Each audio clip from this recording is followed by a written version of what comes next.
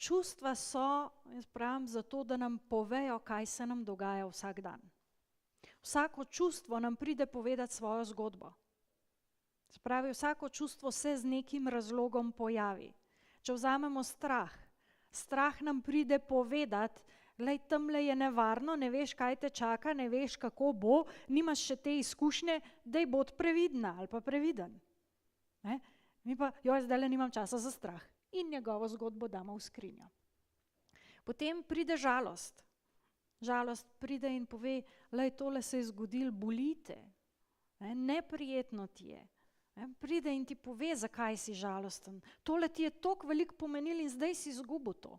Mi se na vsako stvar in na človeka in na živali in se pravi, na vse se mi navežemo. Na službo, na karkoli.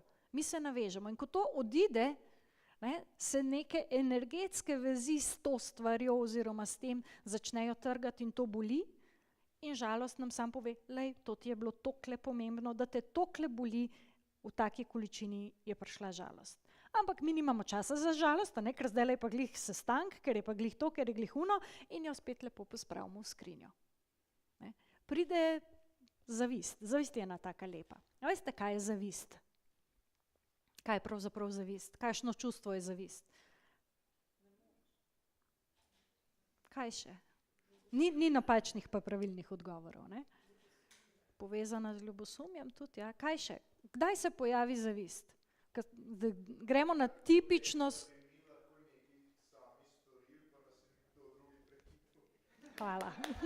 Hvala, bravo.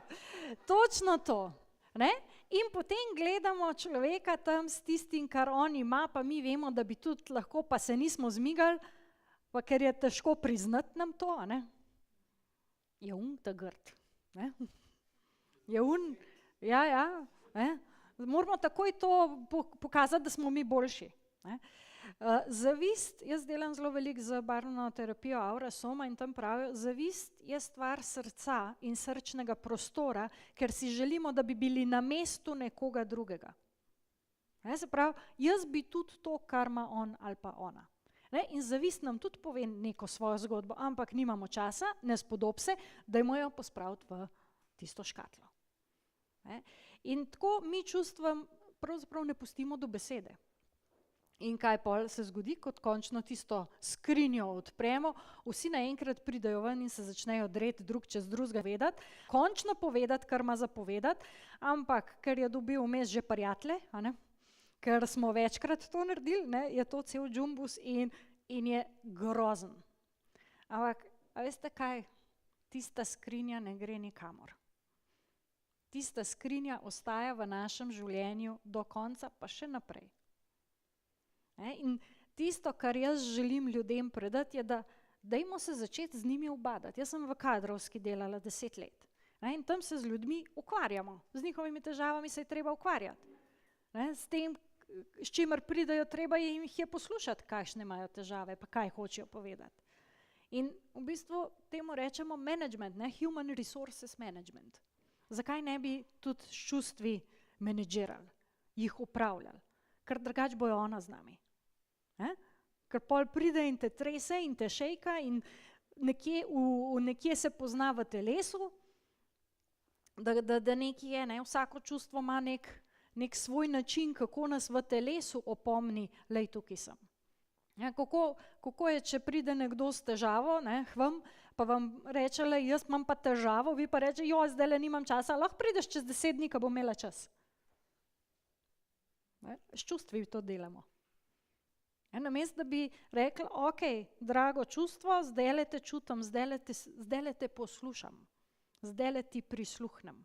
Samo prisluhniti čustvom je že velik del menedžmenta. Ker se tudi, ko imamo mi težavo, pa gremo nekam, pa nekomu to povemo, je nam lažje.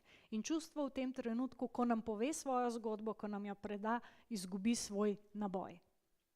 Tako da ne se upirati čustvom, ne jim dovoliti, da grejo čepet v škatlo, ven jih zbrskajte.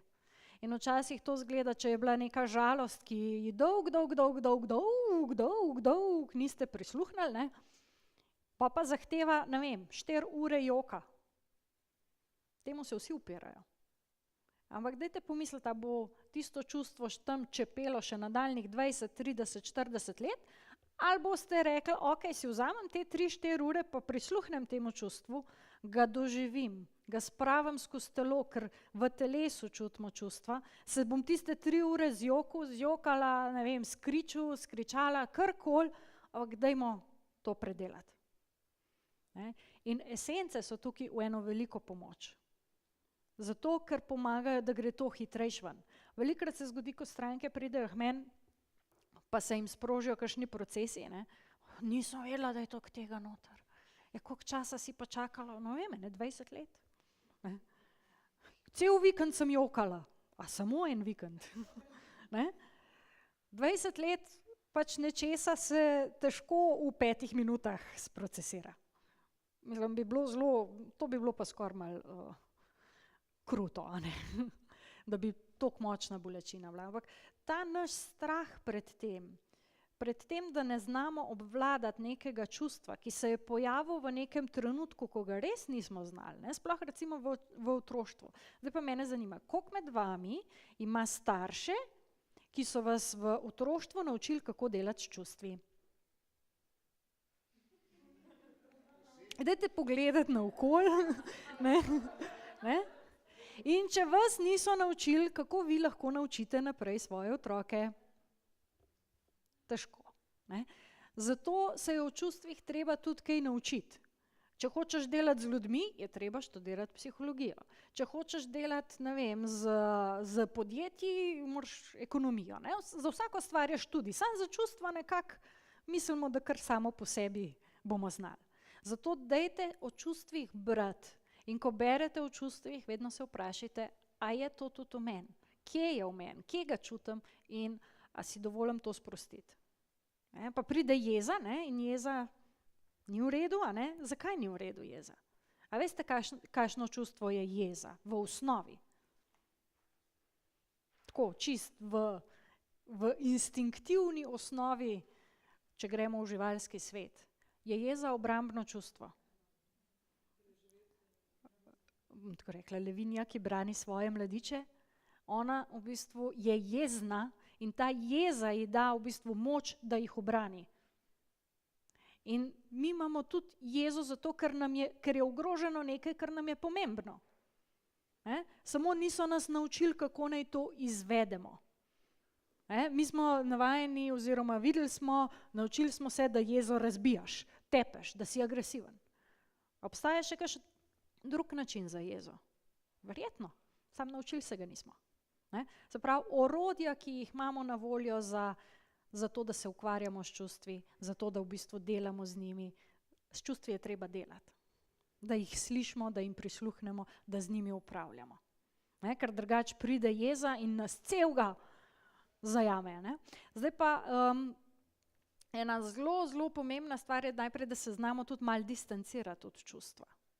Zdaj pa tako, vsak med vami lahko pri sebi reče, pa dajmo, jezni smo, a je kdo, ki v življenju še nikoli ni bil jezen ali pa občutil jeze? Se pravi, vsem je jeza znana.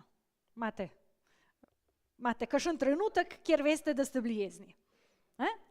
Okay. Zdaj pa sam v bistvu zaprite oči, pa si polglasno, itak bomo vsi to naredili, tako da vam ni treba biti naroden, rečete, jezna sem ali pa jezen sem. Pa kako to začutite v telesu? Bodite pozorni. Kako to začutite v telesu? Zaprite oči, pa rečete, jezna sem. Okay. Ja. Kje to čutite? V celem telesu, a ne? Zdaj pa naredite isto, zaprite oči, pa rečete, čutim jezo. A je isti občutek? A je lažje obvladljiv? Se pravi, ko razmišljate o svojih čustvih, razmišljajte o tem, kaj čutite, kakšno čustvo čutite, ne kakšni ste v tem čustvu. Zdaj za ta pozitivna čustva je pa fajn, če rečeš, vesel sem. Kaj pa sem cela.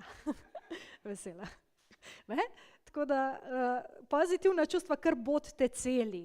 Ampak tista neprijetna, jih pa dajte se malo distancirati, pa jih pogledati, pa reči, okej, kaj zdajle tle čutim, ker bo bolj obvladljivo, vsaj za začetek, dokler se ne navadite to delati sproti.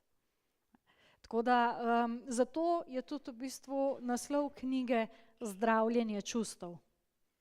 Ker je tudi v knjigi so opisani načini, kako s čustvi delati, kaj se spraševati, kako iti skozi ta proces, ki smo šli mi zdajle zelo tako na hitro, ampak če že samo to, kar ste zdajle slišali, začnete uporabljati, ste na veliko boljšem položaju kot 99,99% ljudi. Tako da dajte začeti upravljati s svojimi čustvi, ne se jih več bati, ne jih tlačiti v tisto skrinjo, malo pejte tudi pogledati tisto skrinjo, kaj že dolgo časa tlačite, pa kakšno esenco poiščete, ki temu ustreza, pa greste takrat skupaj z esenco pogledati. Spravim, esence so tako vaši domači terapevti. Če rabite kaj tako večjega, pa to, da je bolj grozen, ne rabite sami, najdete enega terapevta. Če je kaj tazga manjšega ali pa da želite podporo, imate v takih majhnih flaškah fantastične terapevte. Samo dajte si dovoliti njihovo pomoč, dajte eksperimentirati, dajte poslušati svojo intuicijo in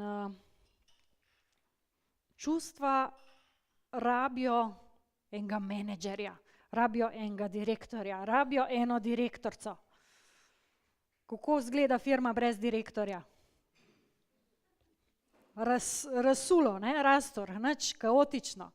Tako da dajte sami sebe gledati kot firmo, pa bodite direktor v tej firmi, pa se ukvarjate s svojimi zaposlenimi.